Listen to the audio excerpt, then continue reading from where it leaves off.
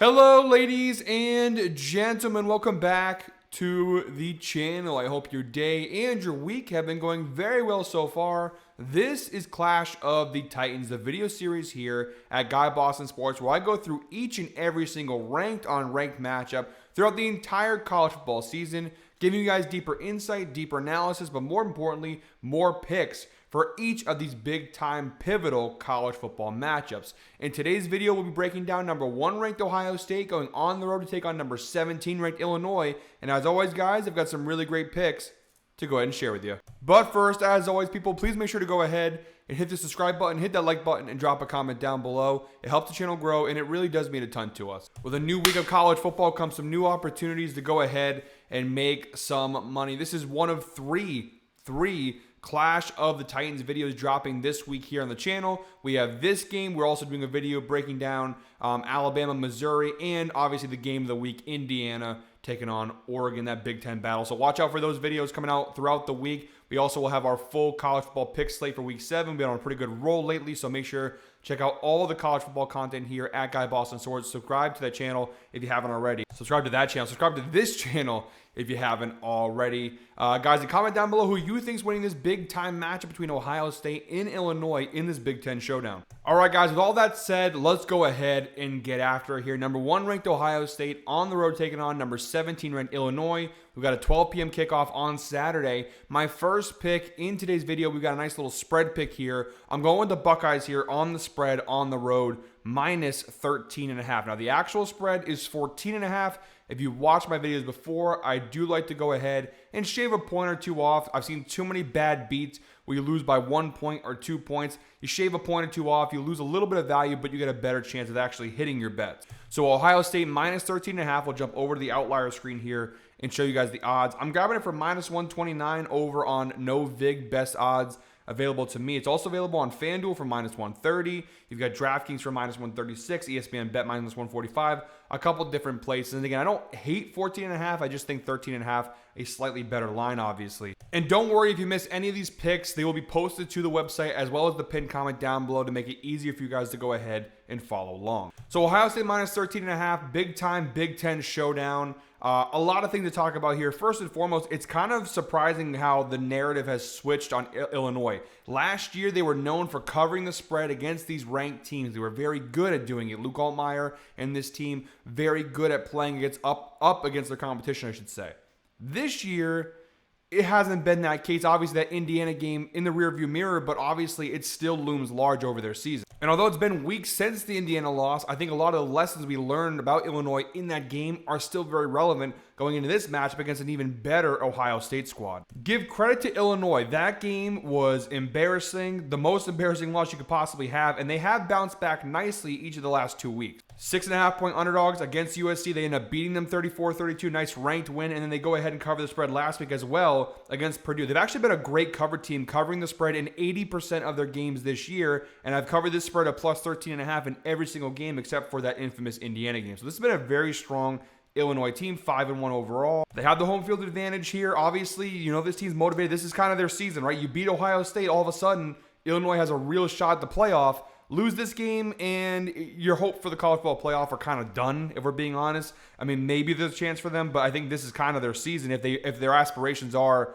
getting into the playoff, this is it right here. The problem is that they're playing Ohio State. This is the number 1 ranked team in the nation, and for good reason. This team is very dominant. Now, to be fair, they haven't really been tested since that week 1 game against Texas, and that win hasn't exactly aged the best because Texas has struggled since then. Now, they do have a couple back-to-back Big Ten wins against Minnesota last week, Washington the week before. But still, Ohio State has not played a team at the level that Illinois is at since Texas. And again, Texas right now, not exactly the best, but I think they're non-ranked coming into this week. So it'll be interesting to see how Ohio State fares here on the road Big Ten battle. They have not played Illinois in almost 8 years, so we don't really have a lot of recent head-to-head data to go off of here. What we do have, though, is the overall numbers, and nothing looks good for Illinois in this spot, if I've got to be honest. Let's start with the matchup of Ohio State's offense against Illinois' defense. Ohio State right now tied 22nd in the nation in scoring, top 30 passing team in the nation. Their run offense leaves a little bit to be desired. They're right now tied 57th in the nation in rushing yards per game. It could be better, but they're tied for 8th in yards per play. They don't give up sacks. They don't give up QB hits. Very strong offensive line. Efficient on third down. All the numbers you're looking for, they have them. The one area that they're a little weak on, again, the running offense, not the best, and the red zone efficiency could be better. Look at Illinois' defense, which is supposed to be a stout defensive unit, has not exactly been that this year. Tied for 72nd in the nation in scoring, 24 points per game allowed. And I know, obviously, giving up 63 points to Indiana raises that number up quite a bit. But even since the Indiana game, they give up 32 to USC. They did win that game, but a narrow victory. And then 27 to a Purdue team that's not great. So they have given up, since the Indiana game, a healthy amount of points in each of their last 3 matchups. 24 points per game allowed. Not very efficient in the red zone. Not very good on third down. I mean, one of the worst pass defenses in college football this year, 113th in the nation, giving up 252 passing yards per game to opposing teams. That's not very good. Better against the run, but still not great. 62nd in the nation in rushing yards allowed per game. They're tied for 101st in yards per play allowed. Their pass rush has been tied for 49th in sacks, tied for 8th in QB hits.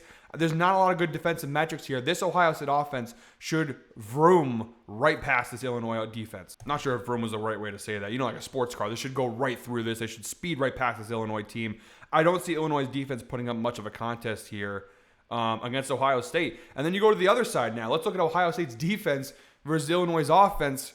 It doesn't get much better for Illinois. Now, this is definitely the better part of this team. Their defense hasn't been great, but their offense has been solid, specifically their passing offense with quarterback Luke Altmaier. It's been solid. It's been great at times this year, solid at others. They don't turn the ball over much. They're very efficient for the most part. They don't really have a running game, which is obviously the problem here. 100th in the nation in rushing yards per game. But again, they're pretty good.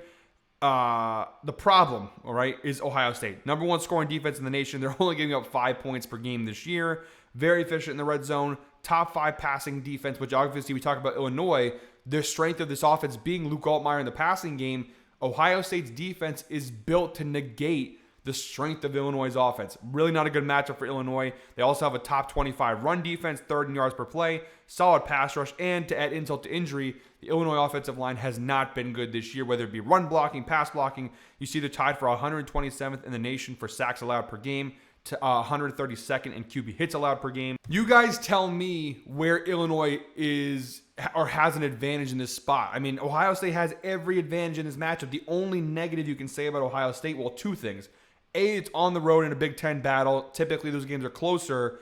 And B, this is probably the toughest game Ohio State has played since Texas. And honestly, if we're being very genuine here, because of how Texas has looked, this could be their toughest matchup of the entire season so far. That's kind of what you have to hang your hat on here if you're rooting for Illinois or betting for Illinois in this spot, is that Ohio State, they haven't been nearly as battle-tested, and maybe Illinois is the toughest challenge they've had yet. We'll see if that's the case. But even still, I think Ohio State should win this game by 2 touchdowns. Ohio State also a very good cover team. The only time they failed to cover the spread looks like versus Ohio, 28.5 point favorites. They won 37-9. And they've covered this spread of 13.5 points in every single game except for the Texas game where they only won by 7 in that spot. So, again, that's the one area where you would look concerned, right? The fact that even against Texas, they only won by 7. That's back in week 1. They now had 4 more games for Julian Sayin, for everything to kind of click together on this Ohio State side. I just don't see a path for Illinois in this spot. So I'm rocking with the Buckeyes here, minus 13.5. I could be wrong. Maybe Illinois comes out and they play up the competition like they did last year. Again, Illinois last year, very impressive against ranked opponents. But I just, the Indiana loss, even the USC win was so tight. USC, obviously, since the Illinois loss, I had question marks about USC, their validity. It's just hard to fade the best team in college football right now in a spot where Illinois has clear weaknesses that Ohio State can exploit. So give me the Buckeyes here, minus 13.5 on the spread. All right, guys, for my second pick in today's video, we're taking a look at the total here and rocking with the under 51.5 points. Again, the actual line, I believe, is 49.5 for the total. Taking a couple points added on there for our under bet here. Under 51.5, which I'm grabbing for minus 136 over on Novig. Still worth it for me. And honestly, my reasoning for betting the under here is talking about what we've already talked about. I just have a hard time believing Illinois is going to score a healthy amount of points in this game. I think Ohio State should be able to score a decent amount, although we will see if Illinois' defense can maybe pull something together and slow them down. But even if Ohio State goes ahead and scores a healthy amount, let's say they score 35 points in this game, in order for this over to hit, you would then need Illinois to score somewhere in the ballpark of 20 points. Do we see that happening against this Ohio State defense? Which, by the way, just to recap, Ohio State's defense, the most points they've given up in a game this year is 9 points to Ohio. And again, that was, 9 points in a game where they probably gave up at halftime, right? It's been really impressive. They haven't given up 10 or more points at all this season. That includes Texas. That includes Minnesota, Washington. You could make the case Illinois is the best offense they played this year, but even still, the best case scenario, maybe Illinois gets to 14 or 17 points. Their offensive line is an absolute mess, and Ohio State's pass rush and their defensive line should take full advantage of that. Luke Altmaier is going to be pressured all day long. I don't foresee Illinois being able to establish the run. It's all going to fall on the shoulders of Altmaier, who then has to throw against one of the best secondaries in college football. I just don't see Illinois contributing to this total, and maybe Ohio State goes crazy like Indiana did and scores 63 points. They definitely are capable of that. What I'm betting on here is that Illinois puts up something of a fight. Ohio State will score somewhere around 30 to 35 points, but then Illinois will not be able to contribute enough. This is like a 35-14 win for Ohio State, in my opinion. Illinois might score some garbage time stuff, but I think it's going to be an under of 51.5. It'll be tight, but I think the under is the right play here. Again, I just don't see Illinois contributing enough to that total for the over to hit. Another alternate play, if you don't love the total, you could go Illinois team total under. Not a bad play also. But I think the under 51.5 is a pretty good bet. Now, real quick, guys, I have a three-leg player prop parlay to close out today's video. But first, before I give you guys that three-leg parlay, I want to talk to you guys very quickly about the sponsor of today's video, Chalkboard. If you like player props and haven't given Chalkboard a go yet, you are absolutely missing out. Right now, they have an incredible sign-up offer for new users. If you sign up today, they'll give you a free $20, no deposit necessary. Now that, my friends, is a deal. You need to make sure to use code GUYBOSTON, though, to trigger that bonus, so make sure to go ahead and do that. Head over to the link down below in the description or the pinned comment, download Chalkboard, sign up with code GUYBOSTON, and claim your free $20 today. I'll say that one more time for the people in the back row who weren't paying attention. Head over to the link down below in the description or the pinned comment, download Chalkboard, sign up with code GUYBOSTON, and claim your free $20 today. Again, link down below. Now back to the show. Thank you to Chalkboard for sponsoring today's video. All right, guys, so like I said, three-leg player prop parlay to close out today's video. We're using FanDuel for this parlay, jumping over to the FanDuel screen here. Three-leg parlay plus 127. Not a crazy big parlay, but you could use a boost or something, kind of make the odds go higher on that, of course. You could play with the lines a little bit, but this to me is a really solid parlay. Again, plus 127. We have Jeremiah Smith of Ohio State, anytime touchdown. Julian Sayin of Ohio State, over 1.5 touchdown passes, or 2+ touchdown, however the book presents it. And Jeremiah Smith, again, of Ohio State, with over 79.5 receiving yards. And we'll go ahead and break those down quickly over on the outlier screen. So the first leg was Jeremiah Smith, anytime touchdown. It's minus 210 over on FanDuel. You can get it better depending on the sportsbook, but again, we're using FanDuel for all three legs, so unfortunately you lose a little bit of value on the Jeremiah Smith anytime touchdown. But the numbers are fantastic. He's cashed it in 4 of 5 games this year. He's averaging 1.4 touchdowns per game. In 3 of the last 4 games, he's had multiple touchdowns. He's got 7 total touchdowns this season. So really impressive numbers for Jeremiah Smith. He's far and away, to me, the best wide receiver in the nation, the best weapon in this Ohio State offense, considering the Illinois' pass defense is very, very, very bad, like we mentioned. 113th in the nation in passing yards allowed. They're giving up a healthy amount of work to wide receivers, and tight ends too. Looking down below at the target share, Jeremiah Smith, 34.1% target share, clearly the most targeted receiver in this Ohio State offense. So I do expect him in this spot where I think Ohio State will have to use their passing game to really go ahead and attack Illinois. Jeremiah Smith is going to be unguardable in this spot. You look at a couple other receivers. I mean, Mekhi Lemon, a pretty comparable mark there. He had 2 touchdowns for USC. E.J. Williams, a lot of wide receivers from that Indiana game obviously scored touchdowns. But you do see a healthy number of receivers have scored touchdowns on this Illinois defense. The fact that Jeremiah Smith has been scoring touchdowns so much this year in general, I mean, last 10 games going back to last year, 80% hit rate. He cashed it at a 75% hit rate last season. it's a really solid leg to go ahead and throw in that parlay. The second leg was Julian saying over 1.5 touchdown passes. This is an alternate line. The actual line itself is 2.5, which honestly, you probably could go with that. I mean, the numbers are slightly better, obviously, with 1.5. You see he's cashed in 4 or 5 games this year. He's averaging 2.6 touchdown passes per game. 3 of the last 4, he's had at least 3. So over 2.5, if you want to make the odds better, you could go ahead and do that. This is obviously the safer angle, going with 1.5 touchdown passes. He definitely should go ahead and cash that in this one. For the reasons I already talked about, like I said, look at this Illinois defense. We know their pass defense isn't great. Passing touchdowns allowed to opposing quarterbacks. Illinois ranked 100th in the nation, giving up 1.7 touchdown passes per game to opposing quarterbacks. We go down below here and look at previous quarterbacks' performances. We actually don't have those numbers, unfortunately. But yeah, good defensive matchup spot for Julian Sayin. I think, obviously, as you can tell by my picks, Ohio State's going to go ahead and attack that weak Illinois secondary. Julian Sayin throwing a couple touchdowns here seems very, very likely. And then finally, the third and final leg of that parlay, Jeremiah Smith over 79.5 receiving yards. I'm not going to go too far into it because I'm just kind of repeating myself at this point. We know that Illinois' defense stinks in the secondary.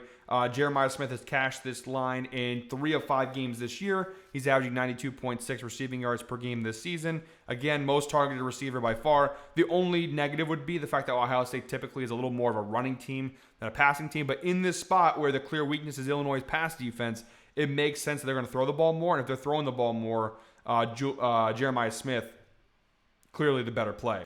Look at some of the pass receivers here too. Michael Jackson for Purdue, 94 yards. Mekhi Lemon, again, being a clear kind of comparison mark there, being one of the better receivers in college football. He had 151 yards against his team. Elijah Sarah for Indiana, he had 92. So a lot of great numbers. Cooper Barkate from Duke, 88 yards. So a lot of good numbers. These top receivers seemingly all have big games when they play Illinois. So I don't see why Jeremiah Smith, who I believe is the best wide receiver in college football, if those guys are doing it, he should do it. 3-leg parlay plus 127. That's how we'll go ahead and close out today's video. Guys, thank you very much, as always, for watching. One more time, please make sure to go ahead and hit the subscribe button, hit that like button, and drop a comment down below. Make sure to stay tuned. We're going to have a couple more Clash of the Titans videos coming out this week, as well as, obviously, our full Week 7 college football picks video and all of our NFL content, MLB playoffs, WNBA finals. All that good stuff is here on the channel, so subscribe if you haven't already. Until next time, guys, hope you're all winners. Enjoy your week. Let's go ahead and make some money, baby. Let's go.